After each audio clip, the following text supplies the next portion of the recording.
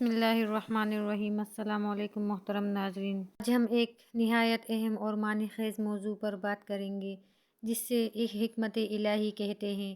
بہت سے لوگ اس سوال پر غور کرتے ہیں کہ اللہ تعالیٰ کیوں مختلف حالات میں انسانوں کے ساتھ ایسے فیصلے کرتا ہے جو بظاہر ان کے لیے سمجھ میں نہیں آتے۔ اس ویڈیو میں ہم اس بات کو سمجھنے کی کوشش کریں گے کہ حکمت الہی کا مفہوم کیا ہے اور اس سے ہمیں کیا سیکھنے کو ملتا ہے۔ حکمت الہی کیا ہے؟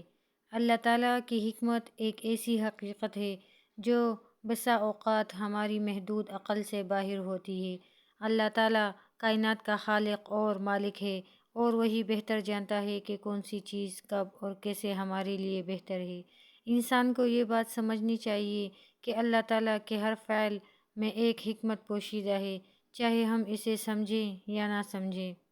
ہر کام میں حکمت الہی کیسے ہو سکتی ہے؟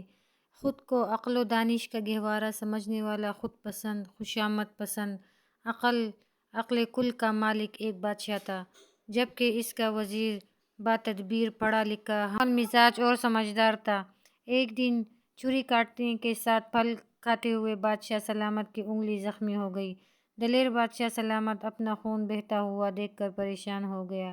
وزیر نے کہا، ذل الہی، فکر کی کوئی بات نہیں، اس میں بھی اللہ تعالیٰ کی طرف سے کوئی حکمت پوشیدہ ہوگی۔ نازک مزاج بادشاہ سلامت چلا اٹھے، میری انگلی کٹ گئی ہے اور اس میں کوئی بہتری نظر آ رہی ہے، داروغہ اسے جیل میں ڈال دو۔ وزیر کو جیل میں ڈالنے لگے تو وہ بولا، اس میں بھی میری کوئی بہتری ہوگی۔ کچھ دنوں بعد بادشاہ کی انگلی ٹھیک ہو گئی۔ وزیر ابھی تک جیل میں ہی تھا۔ بادشاہ سلامت ایک دن اکیلے ہی جنگل کی طرف نکل گئے۔ واپسی پر راستہ بھٹک گئے اور کسی دوسرے علاقے میں پہنچ گئے۔ وہاں کے وحشی لوگ بادشاہ سلامت کو پکڑ کر اپنے سردار کے پاس لے گئے۔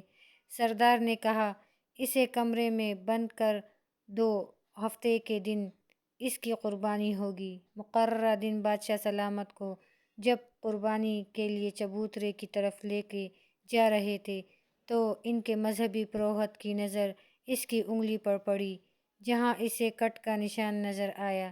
پروہت نے جنگلیوں کے سردار کو مخاطب کر کے کہا، سردار، اس کی قربانی نہیں ہو سکتی کیونکہ یہ داغی ہے۔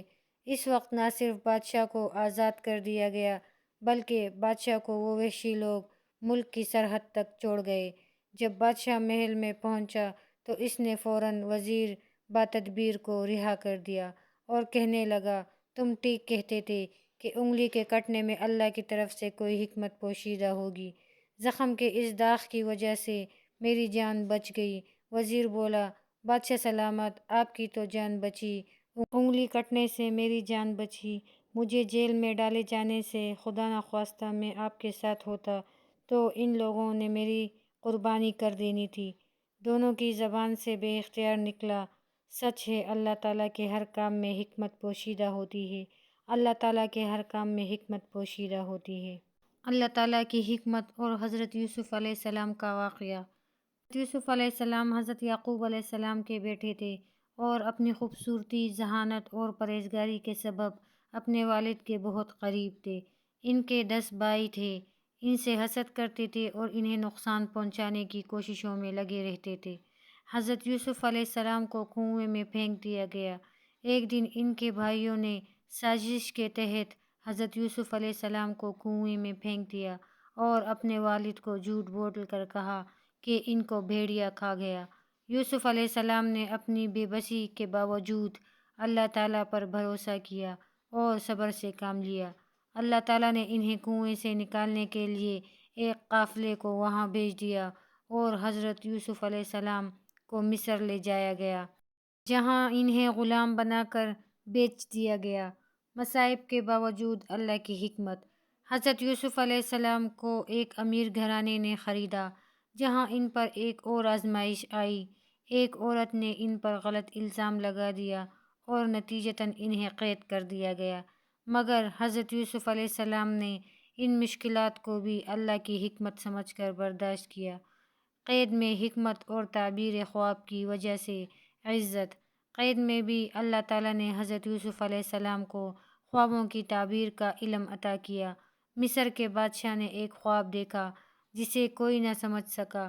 حضرت یوسف علیہ السلام نے خواب کی صحیح تعبیر کی اور یہ پیشن گوئی کی کہ مصر میں 7 سال تک خوشحالی ہوگی اور پھر 7 سال تک قحط سالی آئے گی۔ بادشاہ نے حضرت یوسف علیہ السلام کو اس حکمت کے بدلے مصر کا خزانے کا نگران مقرر کر دیا۔ نہایت بلند مقام تک پہنچنا۔ اللہ تعالیٰ نے حضرت یوسف علیہ السلام کو ایسے مقام پر پہنچایا کہ وہ پورے مصر کے حاکم بن گئے اور اپنے خاندان کو بھی مصر میں رہائش دی۔ ان کے بھائی بھی شرمندہ ہوئے